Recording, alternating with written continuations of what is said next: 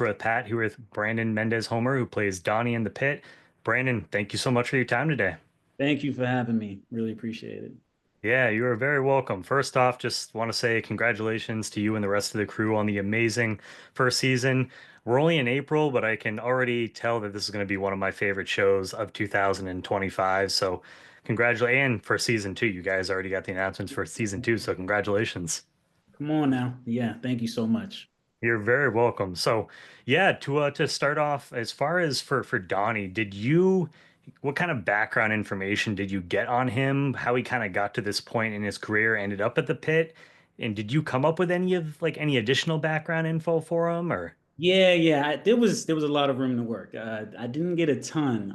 The thing I remember most from the audition was John said he's seasoned. He's been around the ER for a while, especially specifically this hospital, and that the med students were always messing things up. Those were my those were my notes, and I kind of ran with that. I mean, a lot of the character in building him kind of unfolded on set from episode to episode, and they did a good job of giving me like a trail. So it really was a combination of shoot directors, designers, the whole crew. I mean, anytime they gave me something to go after, I kind of picked up on that lead and started to build the character around that, especially with the consultants on set. I mean, man, having them is like having a living dramaturg. So, Yeah. kind of ran with that. Yeah.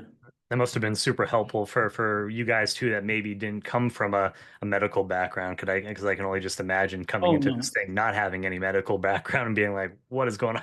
Yeah, no, it's amazing. I mean, so that's the thing. So much of what I think that I learned and who Donahue became was based off of which doctor was working per episode, because they all bring their own sort of individuality to the direction anyhow, and letting us know like what the circumstance is. So, yeah, it was definitely a journey to travel to be like, hey, this is when you get this sort of case, this is kind of what your response is going to be to it, and then playing jazz with sort of the leads and Taylor and Issa and Noah, of course. That's where the fun comes in. You're like, hey, this is how I can be the bass as they kind of take a solo really quick.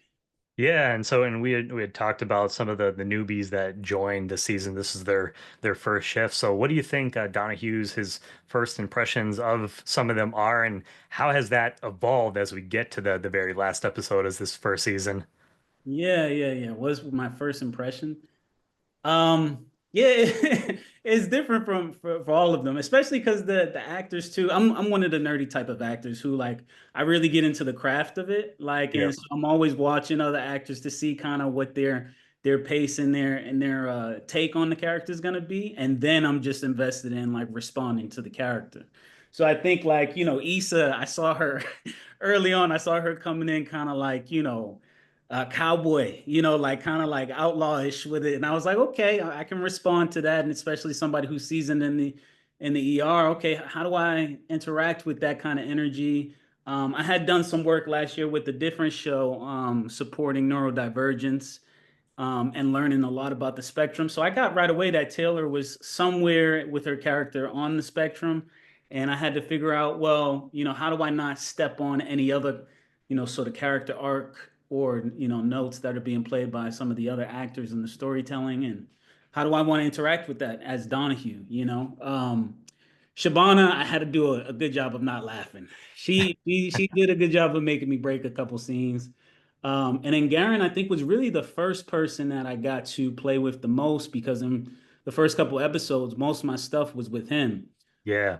So just getting the opportunity to see how he responds to losing Mr. Milton, and the rat, sort of instance was kind of like the springboard for me kind of building what my relationship was to him. And by the end of the season, I think, especially in the park scene, I knew I was going to be rooting for him because I got that line about, maybe he quit. Yeah.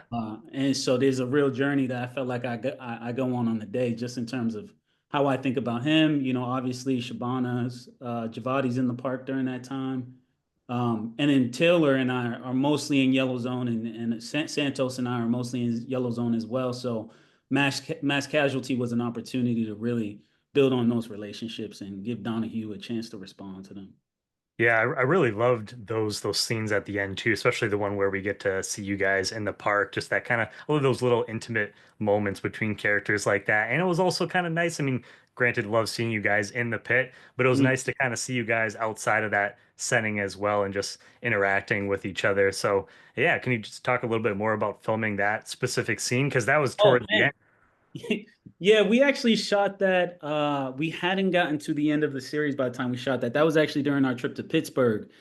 And it was crazy. We shot that. It went pretty late, but I actually just remember the lead up. I mean, it's a funny story. The lead up to that was I had reached out to um, Scott and basically asked, if we're leaving work, like I think I want to have a motorcycle helmet, in the park because I think Donnie's a daredevil and he rides a motorcycle.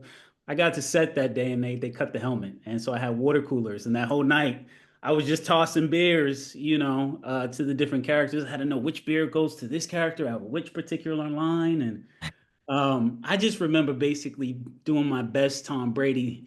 I probably didn't say that because it's Pittsburgh and all that, but I just Yeah. remember like doing my best to kind of just nail getting those people those beers. That was really where my mind was at. But it was great. It was great. I think during my trip to Pittsburgh too, that was really an opportunity to connect with what the spirit of that city was, and how that could inform sort of that evening scene. I mean, we had helicopters that were live during that time flying over, so that we had to stop filming a couple times actually, Yeah. just to let things kind of live. So it was good. Yeah, I've been to Pittsburgh once before. I did like a trip, went to go see I went to go see the Pirates, but we went around and checked out a couple different places like as well.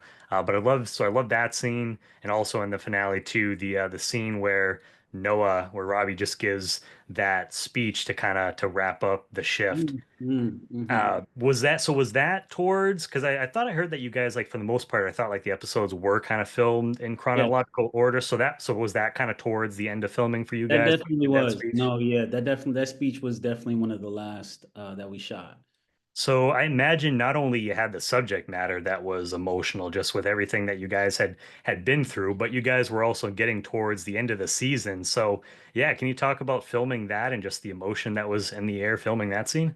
Yeah, no, it was very an emotional scene, it's I mean, Noah did a great job of really bringing what the atmosphere of that moment was.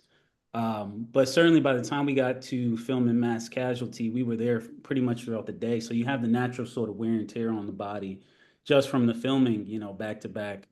Um, but yeah, and I mean like all of the work they did in terms of having the background there, and I mean you really don't have to imagine any of it because we shot kind of in order. But my only other memory of tapping into the emotion of that actually is a personal anecdote because the only other time I've been anywhere near mass casualty was where I'm from Boston originally. So, Yeah, I'm New Hampshire. oh, so you know what I'm talking about. So when the Boston bombings happened, I actually was in finance before acting, and I was in downtown Boston when that Oh happened. wow. I helped a lot of surgeons with their accounts. And so that was kind of the thing that I was drawing from mostly is just my memory of what their reaction was during that time, because Yep. a lot of people from the parade got brought over to the hospital. Um, so I remember when we were shooting pretty much throughout mass casualty, thinking about, we are doctors and nurses helping people, but we're also from the community. And I remember how that community changes and some of the camaraderie you feel during an experience like that and how people either come together or they don't. So I think that informed a lot of that last moment. It's like here we are with Noah, who's kind of championed this whole sort of direction that we've been going in the whole time, right? And Yeah. from a personal standpoint, he told us, that this was a love letter to the medical practice and some of these real life heroes. So the work was done by the time we got there. It was pretty easy to tap in and really just be present and feel like you had done something somewhat noble, something meaningful in your artistry, and that's always special. So Yeah, and and I'm sure, you've probably seen it, but and the rest of the other cast members, just how this show has connected and resonated with the medical professionals in this field. So you're kind of talking about it a little bit right there, but what does that mean to you as an artist, just to know that your work is connecting with people, especially who are doing this every day in their lives? It's everything. I mean, that's why we did it, and I love when somebody gives you as an actor or a clear sort of why as to why now and why we're doing this. And the whole team, John, Noah, Scott, from the beginning were really clear about that. I mean, that's actually one thing I remember from Pittsburgh is that Scott had told us kind of where the direction of the show was going because we had to know before we filmed that night scene kind of what happened in the next episodes, and we hadn't gotten the full scripts yet. Yeah. And so there were kind of these checkpoints when we first got hired. When we had that conversation with Scott, it became very clear that this is going to be a piece that is supposed to highlight that and really remind people that we do need these experts and that they are a really valuable part of our communities. And maybe that we've forgotten that at times. And so, yeah, I mean, for me, that's why I like what I do. That's why I like being a part of the team in any capacity, is because you want to do something meaningful. You want it to have some resonance for not only this year, but years to come. And I'm just hoping the show continues to do that in small and big ways. We don't really know the full impact of our work anyhow, anytime when we really do it. So Yeah. it's nice to hear that it's really landing on the hearts and minds of people in the right way. Yeah, prior, like as coming into the show, I had like a personal experience Mm. regarding like the medical field, and then watching this show, yeah, it just kind of that whole thing is just kind of giving me a whole new appreciation for these people, what they do. I've said it to the other cast members that it takes a very special person to be able to do these kind of things day in and day out. And so, I think coming from someone who doesn't have the experience being in the field, but I think you guys did a great job of highlighting some of that.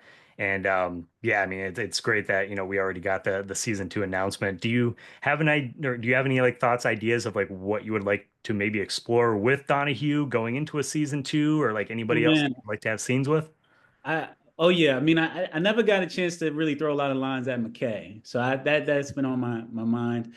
But I'm just ready to hit the ground running and to continue to find out more about my guy, more about Donahue and more about the entire cast, and what the intricacies are of, different circumstances that we may or may not face.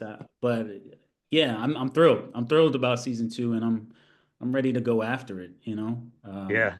And I have to say too, to just congratulations. I know you added a member to your family earlier this year, I believe Hey, it was. So I yeah. wanted to say congratulations to you on that. And I can't even imagine because you were filming in episode 11 with the birthing scene. So I just can't even imagine like what was going through your head filming that particular scene and just doing all that. Pat, birthing is scary. Yeah. Having a baby is really scary. Thank you so much, by the way. Yeah, it's been an incredible time, and I'm really grateful. First and foremost to our John Wells production, our Pitt team, and Noah and Scott, because they really gave me a simulation of what the real life experience is. Yeah. I mean, I think the last time I saw Noah, I just broke down crying because I was like, whew, I was not prepared for it, and at the same time, I was extremely prepared for it because of episode 11. Uh, Yeah. those rigs were incredible, super realistic, and to be in the room in those scenes and supporting everything that was happening, it's like it's not only that the storytelling kind of helped me to get into the atmosphere of how to be prepared as best as I could for my partner during our own story and experience, but it's also the consultants who were actually a part of my real birth story. Like I had people from, labor and delivery on speed dial. By the Yeah. time we actually had, her name is Baby Joy. By the time we had Love Baby that. Joy, I was in the hospital texting those folks, and I wouldn't have had that kind of access and that kind of support in my own personal life had it not been for episode 11. you know. It's so crazy how life works sometimes too, just having being in that situation and then being on a show or a movie where, something like that is going on. So it's so the world we works in weird ways sometimes. Yeah, it's amazing, man. It's so fortunate. What's also crazy is I remember when we were shooting that, it was episode 11, right? So you Yeah. 111, and then our due was February 11th, which is Oh, also crazy. wow. And then I remember during the show, I asked Snow, I was like, man, you ever had any experience with 111? I don't know if it was, I don't know, I'm not allowed to share. He had character tattoo or actual tattoo, which was 111. So like just the signs were everywhere, like, That's angels are crazy. really looking out. So I don't know, Yeah. it's cool. It's really cool. Yeah, no, again, congratulations. I hope everyone, is doing well. And Brandon, I just want to say to wrap things up for you, just thank you so much for your time today. It was wonderful getting to meet you and talk to you about the show. And yeah, looking forward to season 2. Thank you so much, Pat. I appreciate you.